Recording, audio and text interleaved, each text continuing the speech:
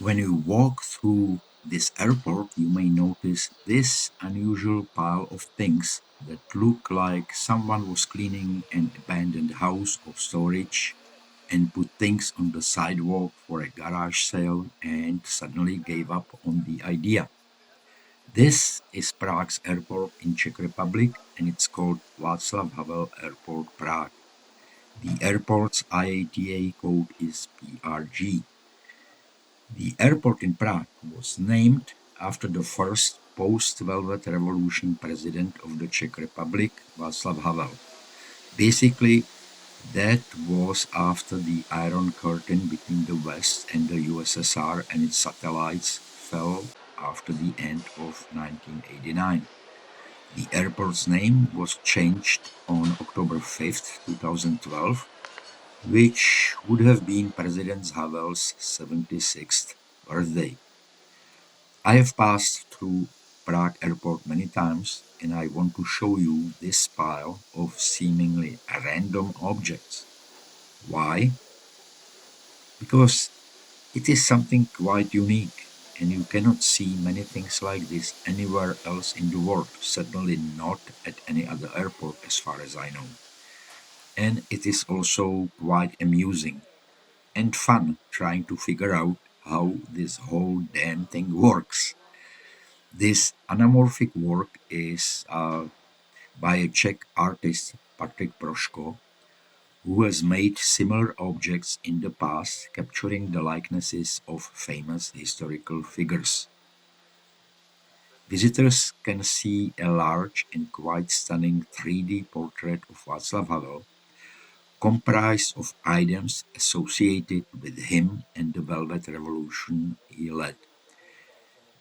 These include keys, typewriters, and even a barrel of beer, a sign for Prague's Národní Street, model yellow and white pre-1989 police cars, dial telephones, vinyl records and recording equipment, keys symbolizing the Velvet Revolution, and, of course, the Czech flags are among those included on an area of roughly 6 square meters.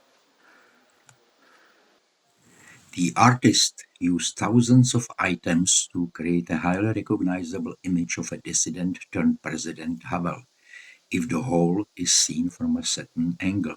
So let's find the right angle and check it out. And it turns out that it was set up so you can see the complete image if you stand right in front of it. How on earth does it work and how was it created?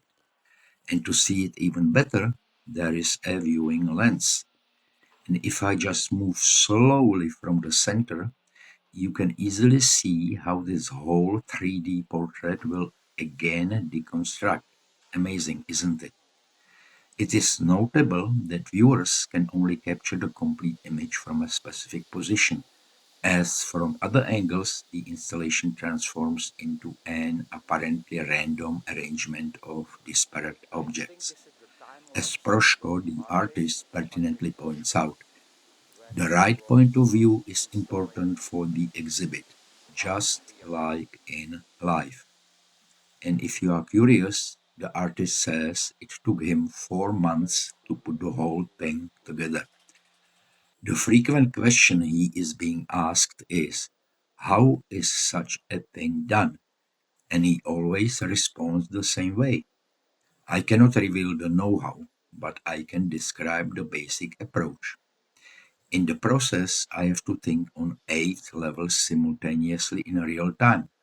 First, I need to find an object related to the life of the portrayed person, and it must carry the meaning of their life story, which I must, of course, have studied.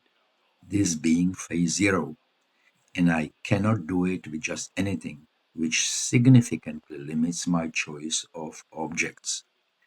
That specific item must then have a particular shape and size for the specific anatomy of the portrait in its particular locations.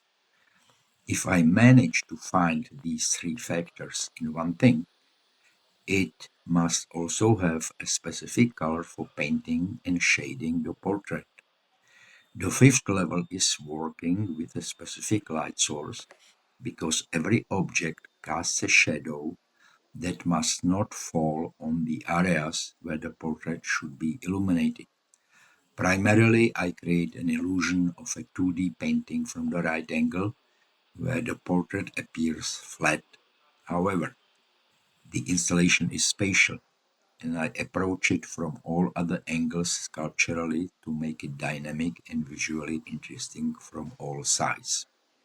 So this is what the artist says.